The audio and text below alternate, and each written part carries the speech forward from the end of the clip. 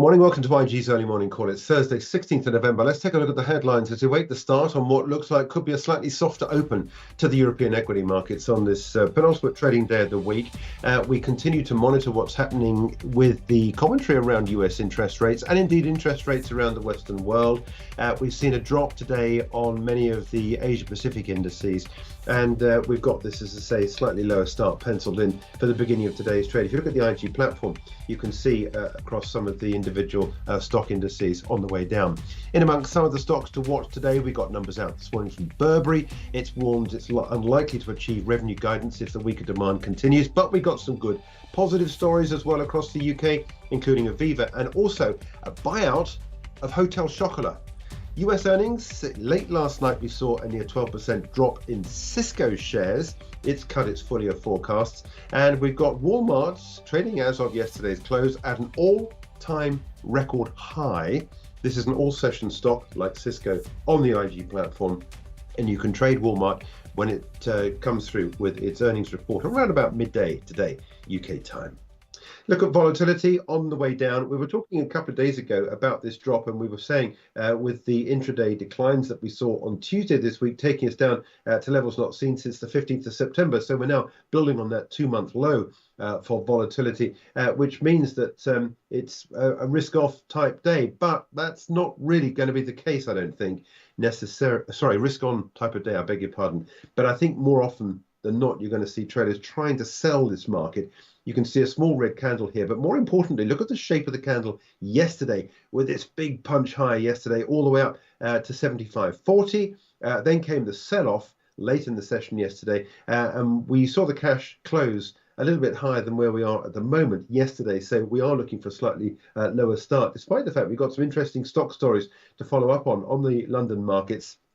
In Germany, Siemens reporting earnings out today, nothing to shout home about. But look at this green candle. In fact, at the moment now, we are looking for a slightly stronger open on the German DAX. This has built up in the last half an hour, 40 minutes or so. Now, interesting to see how things open, but I think we could actually end up seeing an outperformance on the German markets today. London and France traded very similarly yesterday. We saw a punch high yesterday to the 200-day moving average, and then came a sell-off in the French markets, and we're slightly lower now than we were at the cash close yesterday. So again, a lower start to France. So the sum up is that gains in Germany, looking for losses at the moment on the German, on the French and London markets as well.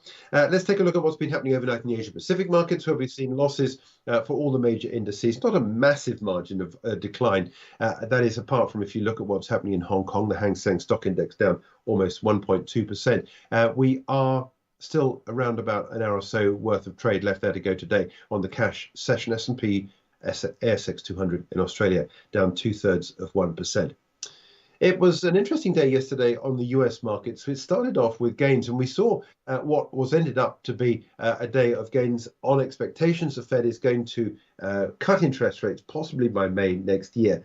And then all of a sudden we saw a couple of well-known economists come through with interviews suggesting that that may not necessarily be the case.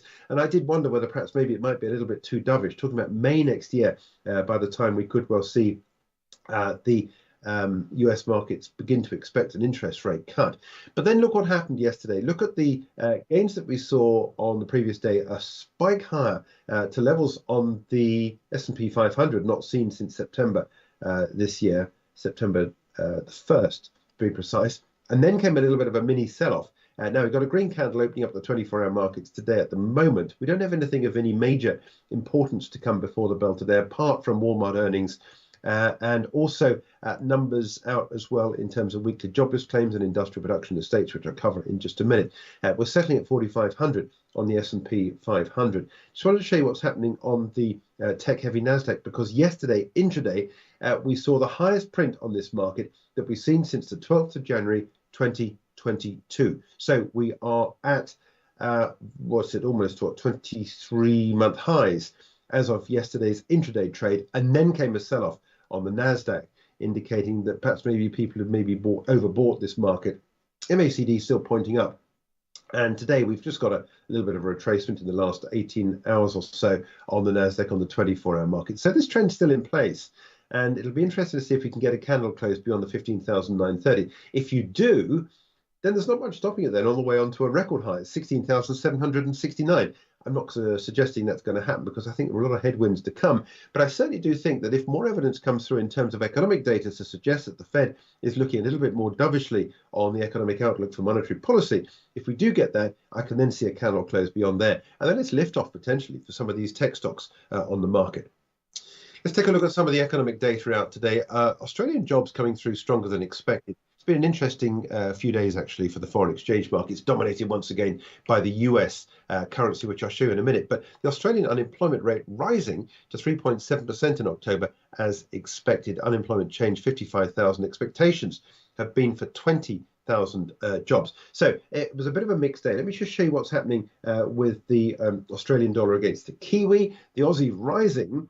And in fact, the candle here is a bullish engulfing candle. 108.30 is we're trading there at the moment. But this is just a small retracement on what we've seen recently on the declines for the Aussie against the Kiwi from 109.45 all the way down here to the lows that we had at 107.74. So 108.31 is approaching the center of this channel that we've got here. But if we look at what's been happening with the Australian dollar against the US dollar, you can see a very different picture because it's been dominated by what's happened with the US currency, which is up again today. But this move up that we've seen for the Aussie against the US has really been twisted by that news coming through on US CPI data recently. Yesterday, we saw an intraday high print that we've not seen since the 10th of August this year for the Aussie against the US currency. But as I said, really, it's all about what's happening with this market here, which is the dollar basket. That dollar basket weakness we saw just 2 or 3 days ago coming through for that weaker CPI print then has come now, the second subsequent day of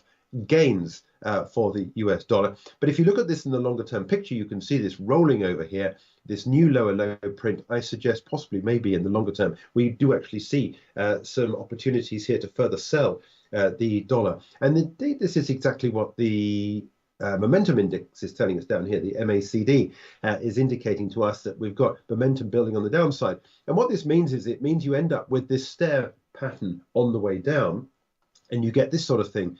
This is a Fibonacci here showing us here with a rebound in the market and then an opportunity then to sell again. And then I think that's exactly what's going to happen here potentially, as we could end up getting a situation where we see this line of 103.60 odd, whatever it was we scored in the last couple of days, broken and then down onto the 200-day moving average at 103.25. So I think more likely than not, technically, you're going to continuation of this rollover that we've seen, and the direction of travel is then likely to be a continuation possibly on the downside.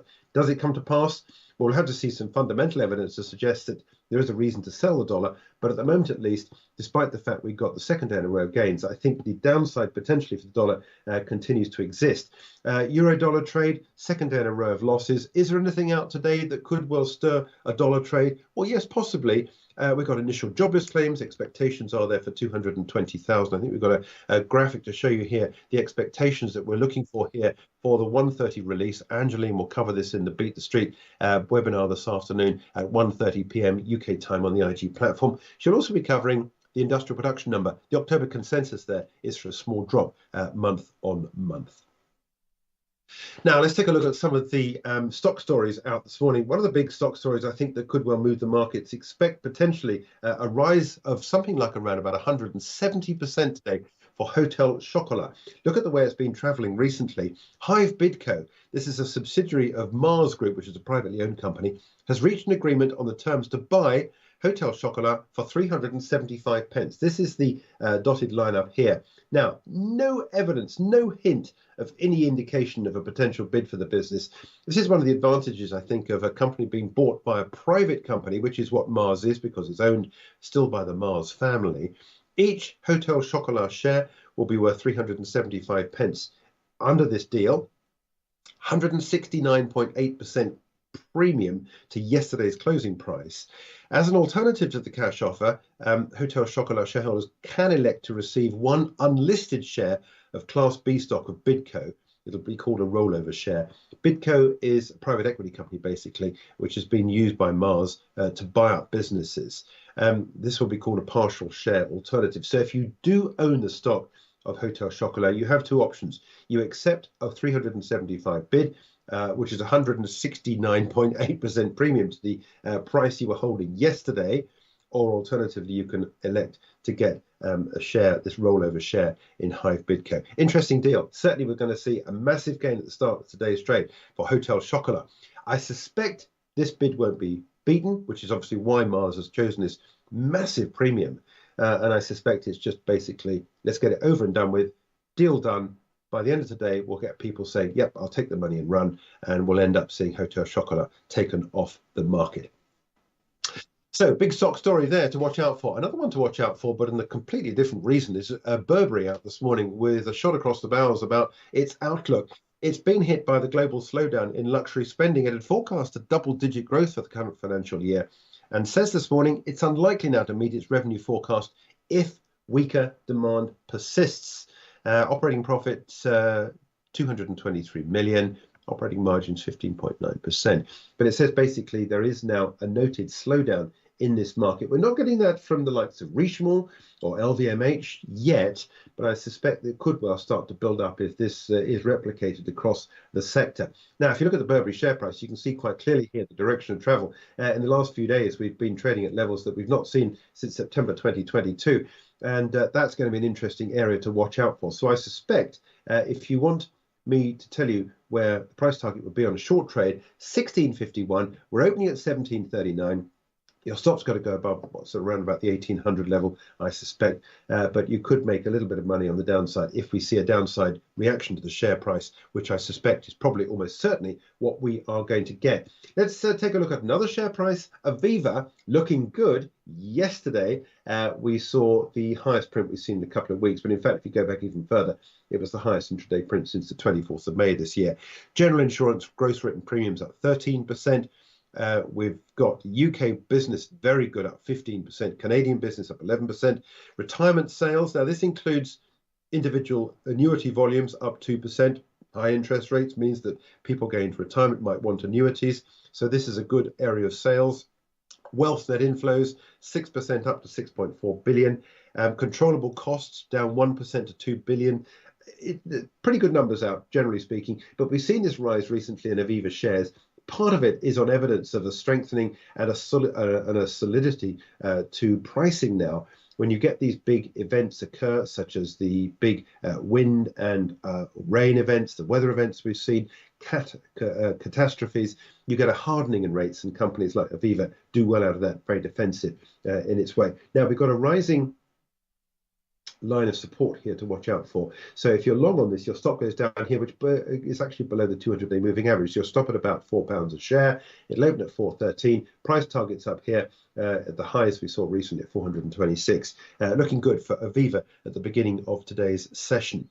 Now, IDS, yep. Royal Mail Group, International Distributed Trade Services, or whatever it's called, distribution services, expects to pay a modest dividend this year. It's posting an adjusted interim profit operating loss of £169 million. It expects an adjusted operating performance would be around break-even point this fiscal year.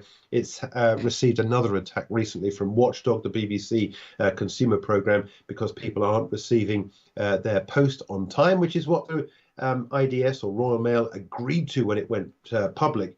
That they would agree to continue to deliver, certainly to remote parts of the country, which is what it was going to be doing. It committed to doing this, and it's failing, according to that Watchdog report, coming in for all sorts of flack. But the business is trying to build another area of interest outside of regulation, and that is the parcel division, the international division, but nonetheless is still operating at a loss. Quick check on what's happening in terms of shares. Big losses from the highs that we saw back in May 2021 from the COVID lows, people posting more, people using the distributed trade services more, and then came the slide because clearly the company can't make profits. It's got problems with unions, and there's all sorts of issues that the company's having to contend with. I can't see this gaining today. We're open at 244.70 for short. Your price target is down here, just underneath the 200-day moving average at the losses that we've seen recently. Another one to watch out for, another share price chart I want to show you is Premier Foods. Look at the gains that we've seen recently. It's been able to pass on a lot of the input cost increases that we've seen through inflation. It's forecasting higher annual profit after it reported an increase for the first half of the year. It now expects 2023-24 for trading profit to be 10% ahead of last year's numbers. Analysts on average had forecast around about 166 million. It's now looking at something like around about that. A bit more maybe in terms of its outlook. We could well see a rise at the start. It'll open at 131.2. Yesterday we saw the highest print in shares that we've seen since June earlier this year. Also, another one to watch out for in the German markets is Siemens. At the open at Frankfurt, it produced a profit of 1.72 billion euros. We've been looking for something just a bit smaller than that. Revenues up 10%, orders are up 6%. For 2024, Siemens expects its revenues to grow between 4 and 8%, a slowdown from the 10% revenue increase the company posted for this year, mainly due to some stifled expectations at Siemens' industrial automation division, where sales could grow up to 3 or 4% for the year, or stagnate. There's a lot of loose projections going on here, depending on how you read these numbers. But look at what's happened to Siemens recently. Siemens up yesterday, their intraday at levels not seen since August this year at 139.24. Another stock to watch there. Now, Cisco Systems dropped heavily in yesterday's session. In fact, fell into correction in one candle with a drop of around about 11%. The group cut its full year revenue and profit forecast. It said it saw a slowdown of new product orders in the first quarter and believes the primary reason is that customers are currently focused on implementing products in their environments. Earnings per share 111. We've been looking for 103. That was looking good. We also got a better revenue number than expected, but the fact it's cut its full year revenue and earnings forecast saw its shares down heavily in the session in yesterday's trade. Let's take a look at the share price chart. Look at the big drop that we saw yesterday, and in fact we were even worse off than that at one point yesterday, at one point touching the markets not seen in 1 year for Cisco Systems, and then came a little bit of a climb back. But we absolutely stormed past this 200-day moving average.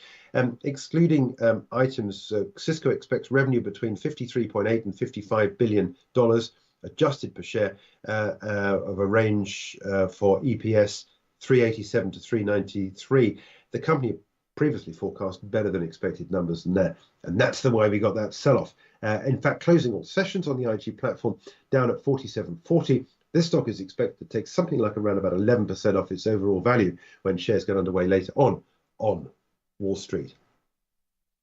Another company that we should be watching all sessions on the IG platform this morning is Walmart, due to report its quarterly in numbers this morning before the markets open. The street anticipates the retail giant to post earnings of $1.51 per share on revenues at 159.3. The same quarter last year, earnings came in at 150 on revenues of 152.8. So revenue up, but earnings not up by the same sort of amount. But if you look at what's been happening with the share price, rising yesterday very strongly up to a record at $170.35, closing out all sessions on the IG platform late last night with gains. Much of that was due during the main session yesterday due to the earnings out from Target, which came in a lot better than expected. Target up very heavily yesterday, but that was a record high there for Walmart.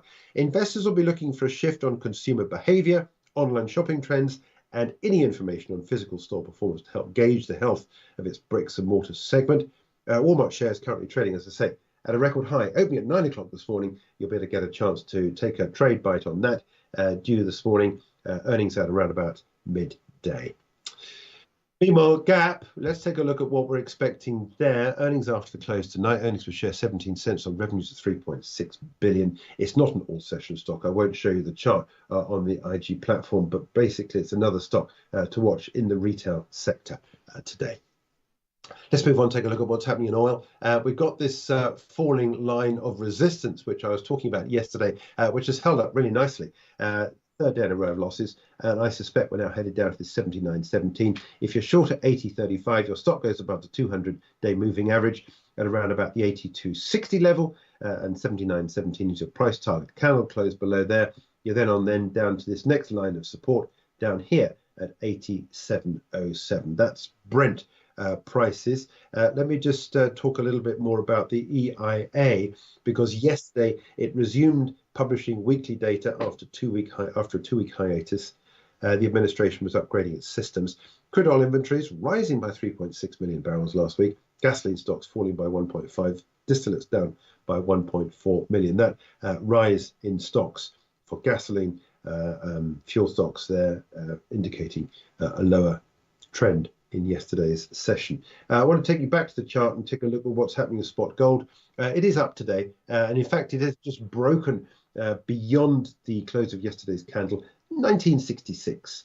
Let's see where things go on gold. It is all down, very much depend on what happened with the global geopolitical situation, but more so I think for trading the dollar, which as we've seen, despite the fact it's up for a second day in a row, potentially I think there's further declines for the dollar to come. Staying on the charts, just wanted to update you as well on what's happening in base metals. The good old trade on copper. Yesterday we peaked above the 50-period moving average for the first time, 100-period moving average for the first time since the 29th of September, and then came a little bit of a sell-off. We're holding on pretty much to much of what we saw yesterday with a trade at 82.67. That's it. About 10 minutes to go before the start of today's European session. Mixed bag at the beginning of today's trade, but I think some of the individual stock stories are going to be really great. Watch out for that near 170%, yes, 170% increase in Hotel Chocolat this morning after that surprise bid coming through from the privately held Mars Group through Hive Bidco, its equity purchase company.